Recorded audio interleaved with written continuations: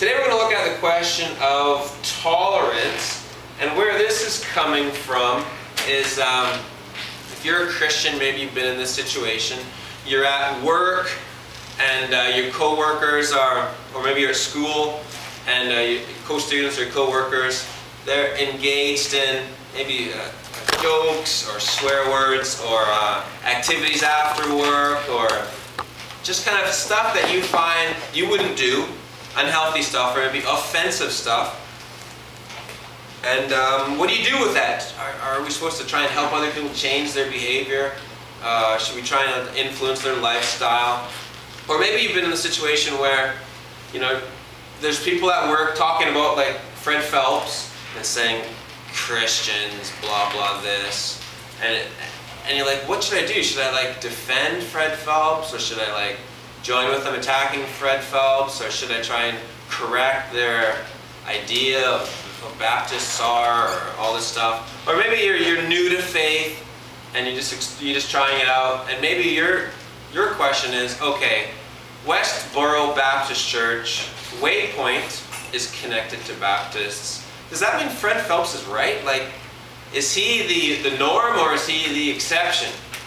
I will be answering that question indirectly as well. The Bible teaches pretty clearly that everyone's on a journey towards Christ. Well, some people go in the other direction. A lot of people are. But there's a lot of people who are kind of inching their way forwards. And so this is everybody in the world. Rather going this way towards Christ or this way not towards Christ. And anyone who hasn't yet put their faith in Christ, Paul calls them outsiders. And he's going to tell us, you just love the outsider and that's it. You don't judge them, you don't correct their behavior, you don't get offended by their behavior. All you do is love them, period. It's high tolerance. But, he says, once they've crossed the line and they become insiders, then you love them and judge them. Because if you don't judge them, then they're going to give you a bad name, they're going to give Jesus a bad name, they may give Baptists a bad name. So that's kind of where we're going today, and we're going to start by looking at kind of this bit, and we're going to close by looking at this bit fairly extensively. What does it mean to love the outsider? So in 1 Corinthians chapter 5, and this is just 2 verses we're going to look at, where Paul makes his point very quickly and very clearly.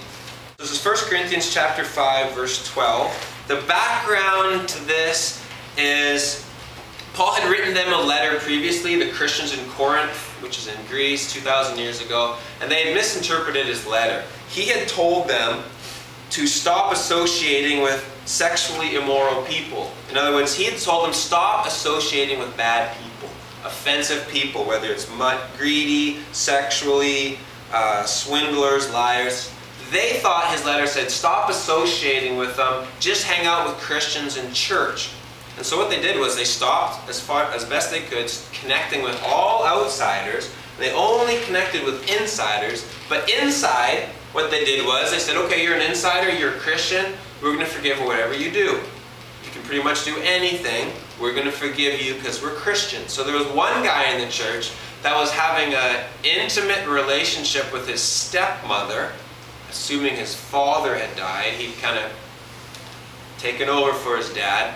And the church was doing nothing about it. And it was scandalous to Paul. And Paul argues it's even scandalous to people in the community. Like, Corinth is full of sin, but you've reached new levels of sin. You're like getting the gold star for sin inside the church. So they're forgiving everyone in here, and they weren't associating with these people. And here's what Paul says to them in verse 12. So by not associating with the outsiders, they were judging them and saying, you guys are bad, and we're not going to connect with you. And here's what Paul says. He corrects himself and says, you guys got it wrong. Verse 12, what business is it of mine to judge those outside the church? Implication, it's none of your business. It's none of your business what outsiders do. It's none of your business what outsiders say. It's none of your business what outsiders think. It's none of your business what outsiders wear.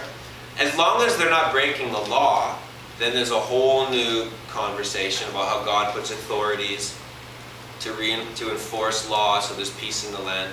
But if what they're doing isn't illegal, it's just offensive, it's of no business to you, he says. What business is it of mine to judge those outside the church? Implication, it's none of my business.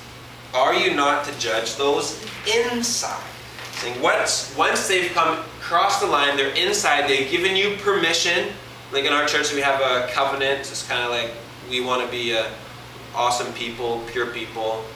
But who's going to check up on us? We kind of self-judge ourselves. We correct each other. Because once you're inside, judging is the loving thing to do. Because you don't want to let people make unhealthy decisions when they've already given you permission to correct them and speak into their lives. So he's saying your job is to judge the inside people. Verse 13, God will judge the outside people. What they do is of none of your concern. If they're, as long as they're not breaking the law, you don't have to worry about it.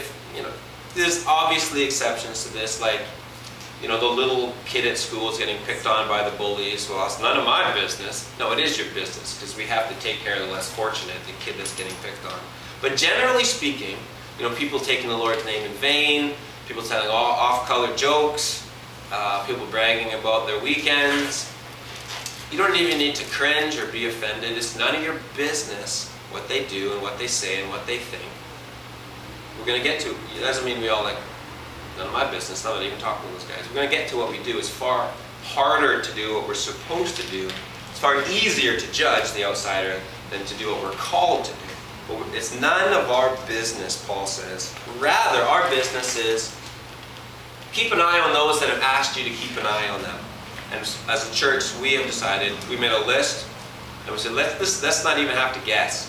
If you're like on the list, then we're going to keep an eye on you. If you're not on the list, we'll keep an eye on you as far as you allow us, as far as you give us permission. If you're in a small group, you've kind of given the people in your group some leverage in your life to speak and correct you just by showing up in the group on a regular basis. You're saying, I'm inviting you into my life, I'm coming into your lives, let's correct each other and help each other. Paul's saying that's what you have to do. Otherwise, Christ looks bad, you guys look bad. So that's what we don't do. We don't judge the outsider because it's none of our business. And Jesus lived this out. Yeah, you'll see Jesus running into Zacchaeus, running into Matthew, both swindlers and cheats. And you notice he never corrects them. All he does is love on them. But then he meets the Pharisees and the religious leaders, also swindlers and cheats, and he nails them to the wall. He tears a strip off them like it's nobody's business, because they're the insiders, so he tears a strip off them. Zacchaeus and Matthew are the outsiders. He just loves them.